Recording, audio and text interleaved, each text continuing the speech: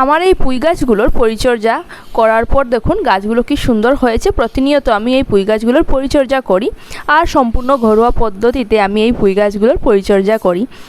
তাই আজ ভাবলাম যে আরেকটি ভিডিও নিয়ে আসি, আপনাদের সাথেও শেয়ার করি যে আমি এই পুঁই গাছগুলোর কীভাবে পরিচর্যা করি। তো আগের ভিডিওতে আমি একটি পরিচর্যার ভিডিও দিয়েছি, আর আজ আমি আরেকটি নিয়ে এসেছি। পুরোটা ঘরোয়া পদ্ধতি, কোনো প্রকার রাসায়নিক সার আমি আমার ছাদ বাগানের কোনো গাছের মধ্যে আজ পর্যন্ত দেইনি আর আজও দেব না। আর কীভাবে ঘরোয়া জিনিস ব্যবহার করে গাছের পরিচর্যা করা যায়, গাছের যত্ন করা যায় আর খুব সুন্দর গাছগুলো বেড়ে উঠবে, তা আজ আমি আপনাদের সাথে শেয়ার করব। তো আগের ভিডিওতে যেগুলো দেখিয়েছি আজ সেগুলো দেখাবো না, আজ আলাদা অন্য কিছু দেখাবো। গাছের মধ্যে আজ কী কী দেই তা আজ আমি আপনাদের সাথে শেয়ার করব। আর এগুলো গাছের মধ্যে দিলে কিন্তু গাছগুলো খুব তাড়াতাড়ি বড় হবে আর খুব অল্প মাটিতে আপনারাও ছাদ বাগানে এভাবে পুঁই গাছ লাগিয়ে অনেক দিন খেতে পারবেন। পুরোটা বছর পুঁই গাছ থাকবে, ভালো থাকবে, খেতেও পারবেন। আর এই দেখুন কি সুন্দর লাগছে এই গাছগুলো, কয়েকদিনে এই গাছগুলো অনেকটা সুন্দর হয়ে গেছে। আর আজ আমি প্রথমে এগুলোর হারভেস্ট করব, তারপর আমি এগুলোর পরিচর্যা শুরু করব। আর গাছের গোড়ায় আজ কি কি দেই তা আজ আমি আপনাদের সাথে শেয়ার করব। আপনাদের বাড়িতে যদি পুঁই গাছ থাকে তাহলে এই ভিডিওটা একবার দেখে যাবেন, আপনাদের অনেক উপকারে আসবে। আর যদি নাও থাকে তাহলে আপনারাও বাড়িতে 2-1টা পুঁই গাছ লাগিয়ে নিন, দেখবেন খুব ভালো লাগবে। আর যখন গাছগুলো বড় হবে তখন খুব ভালো লাগবে, আর হারভেস্ট করতে তো অনেক ভালো লাগে। তো এই দেখুন আমি প্রথমে গাছের গোড়ার এই শুকনো পাতাগুলো কেটে ফেলে দেব। তো গাছের গোড়ায় অনেকটা শুকনো পাতা হয়ে গেছে, কারণ অনেক দিন থেকে হারভেস্ট করিনি এই গাছগুলো থেকে। বাকিগুলো থেকে হারভেস্ট করেছি, এইগুলো থেকে হারভেস্ট করিনি, তাই গাছের গোড়ায় পাতাগুলো শুকিয়ে গেছে, হলুদ হয়ে গেছে। আর এই দেখুন আমি প্রথমে এগুলো হারভেস্ট করে নেব, তারপর আমি এগুলোর পরিচর্যা শুরু করব। তো এই দেখুন আমার এই পুঁই গাছের ডালগুলো অনেকটা লম্বা হয়ে গেছে, কিছু কিছু ডাল তো ছাদের নিচে চলে গেছে, আর কয়েকদিন হলে এগুলো মাটিতেই ছুঁয়ে যেত, অনেকটা লম্বা হয়ে গেছে ডালগুলো। আর পুঁই গাছের ডালগুলো আমি প্রথমে উপরের দিকে তুলে দিতাম, কিন্তু তারপর দেখলাম যে এগুলো উপরের দিকে উঠার থেকে নিচের দিকে নামতে ভালোবাসে, তাই আমি তারপর থেকে এগুলো যেদিকে যাওয়ার ইচ্ছে সেদিকেই দিয়ে দিই। দেখুন আমি হারভেস্ট করা শুরু করে দিয়েছি। আর আজ অনেকটা আমি পুঁই গাছের ডাটা হারভেস্ট করব।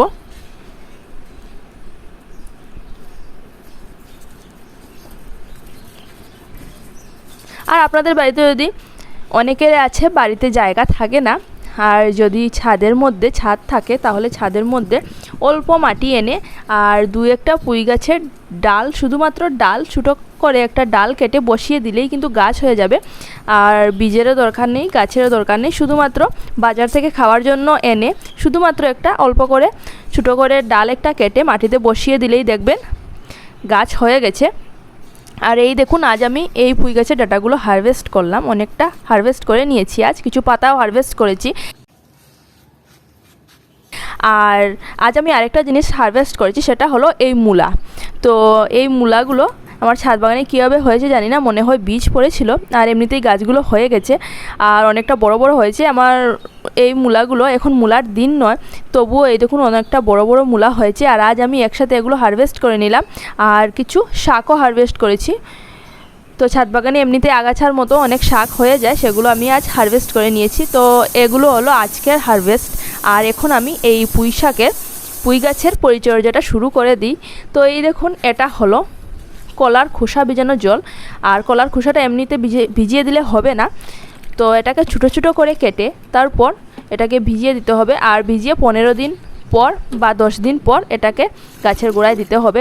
তো 15 দিন আমি ভিজিয়ে রেখেছিলাম, তারপর আজ দেখুন 15 দিন পর এটার মধ্যে আমি জল মিক্স করে তারপর এটাকে আমি ছেঁকে নেব। এইভাবে মিক্স করে নিলাম, আর এখন এটাকে ছেঁকে নেব।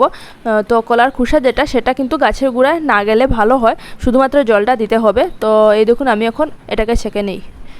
তো এটাকে ছেঁকে তারপর আমি কিছুটা জল মিক্স করে দিয়েছি।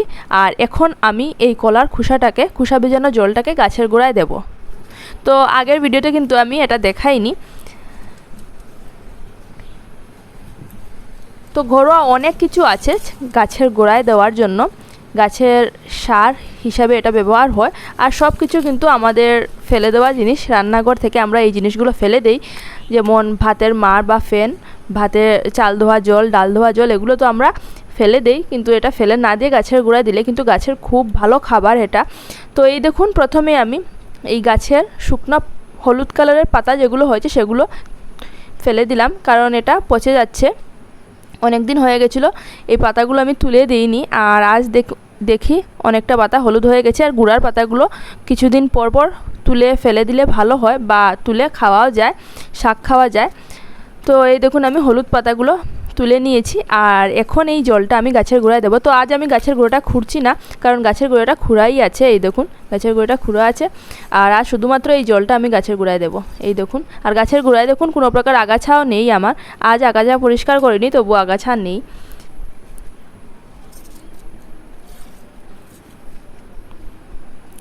সপ্তাহে একদিন করে যদি আপনারাও এভাবে আপনাদের বাড়ির এই পুঁই গাছ বা যে কোনো গাছে পরিচর্যা করেন, তাহলে খুব ভালো হয়, গাছগুলো খুব সুন্দর বেড়ে ওঠে। আর এখন আমি এই কলার খোসা ভেজানো জলটা প্রথমে গাছের গোড়ায় দিচ্ছি, তারপর আরও দুটি জিনিস দেখাবো। তো আজ একসাথে আমি বেশি কিছু দেখাবো না, কয়েকটি জিনিস দেখাবো কী কী গাছের গোড়ায় দিলে গাছ খুব তাড়াতাড়ি বেড়ে যায়, খুব সুন্দর হয়, কোনো প্রকার রাসায়নিক সার ব্যবহার করতে হবে না। আর এই দেখুন এখন আমি এই গাছের গোড়ার সাইডের মাটিটা এইভাবে একটু সরিয়ে তারপর দিচ্ছি গোবর সার। তো বেশি দিতে হবে না, এক একটি গাছের গোড়া একটু একটু করে দিলেই হয়ে যাবে। আর এটা 15 দিন পর পর গাছের গোড়ায়, বা 15 দিন বা 20 দিন পর পর গাছের গোড়ায় দিলেও হবে। তো এই দেখুন আমি এই গোবর সারটা এই গাছের গোড়ায় দিয়েছি, এখন আরেকটি গাছের গোড়ায় দিচ্ছি। এভাবে সবগুলো গাছের গোড়ায় আমি এই গোবর সারটা দিয়ে দেবো। আর কিন্তু গোবর সারটা কাঁচা যেটা হয় সেটা না দেওয়াটা ভালো, সেটা দিলে গাছটা মরে যেতে পারে। তো গোবর সারটা পুরনো হলে ভালো হয়, কিছুটা 1 মাস আগের গোবর বা 20 দিন আগের গোবরটা হলে ভালো হয়। তো এই দেখুন এটা আমি শুকিয়ে নিয়েছিলাম, আর এখন গাছের গোড়ায় দিয়ে দিচ্ছি। আর এখন দিচ্ছি আরেকটা জিনিস। তো এটা হলো রান্নাঘরের থেকে যে খোসাগুলো, সবজির খোসাগুলো বের হয়, সেই খোসা ভেজানো পচন সার। তো সেই খোসাগুলো পচে পচে যেগুলো সার জল তরল হিসেবে বের হয়, সেগুলোর মধ্যে জল মিক্স করে তারপর আমি এই গাছের গোড়ায় দিচ্ছি। সেটা কিন্তু ডাইরেক্ট দিলে গাছগুলো মরে যেতে পারে, কারণ এই জলটা কিন্তু, এই তরল সারটা কিন্তু খুব পাওয়ারফুল। এটাকে জল মিশিয়ে দিতে হবে, ডাইরেক্ট দিলে গাছটা মরেও যেতে পারে। আর এই দেখুন আমি এই সবগুলো গাছের গোড়ায় এই তরল সারটাও দিয়ে দিয়েছি। আর আরও অনেক কিছু আছে আমাদের ঘরোয়া জিনিস, সেগুলো গাছের গোড়ায় দিলে গাছের খুব ভালো হয়। আর এই দেখুন এখন আরেকটা জিনিস দেখাচ্ছি, সেটা হলো এই দেখুন এই ছোটো একটা ডাল থেকে আমি চারা তৈরি দেখাবো, কীভাবে ছোটো একটা ডাল থেকে চারা তৈরি করতে হয়। তো পুঁই শাকের ছোটো একটা ডাল আমি কেটে নিয়েছি, আর এখন এই ডালটা আমি শুধুমাত্র মাটিতে বসিয়ে দেব। 10-12 দিনের মধ্যে কিন্তু চারা তৈরি হয়ে গাছ হয়ে যাবে।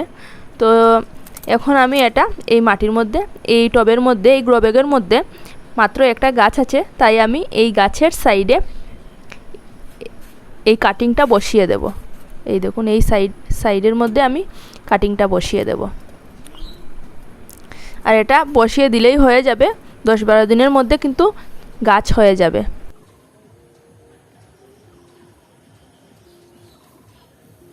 আপনাদের বাড়িতে যদি থাকে না, তাহলে যদি আপনারা বাজার থেকে আনেন খাওয়ার জন্য, তাহলে ছোটো একটা 1-2টো ডাল কেটে মাটিতে বসিয়ে দেবেন, দেখবেন গাছ হয়ে গেছে।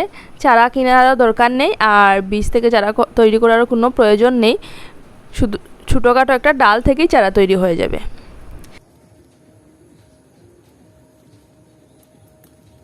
আর এটা হলো আরেকটা সার, সেটা হলো চা পাতা। তো চা খাওয়ার পর যে পাতাগুলো, চায়ের পাতাগুলো বের হয়, সেগুলো আমরা ফেলে দেই।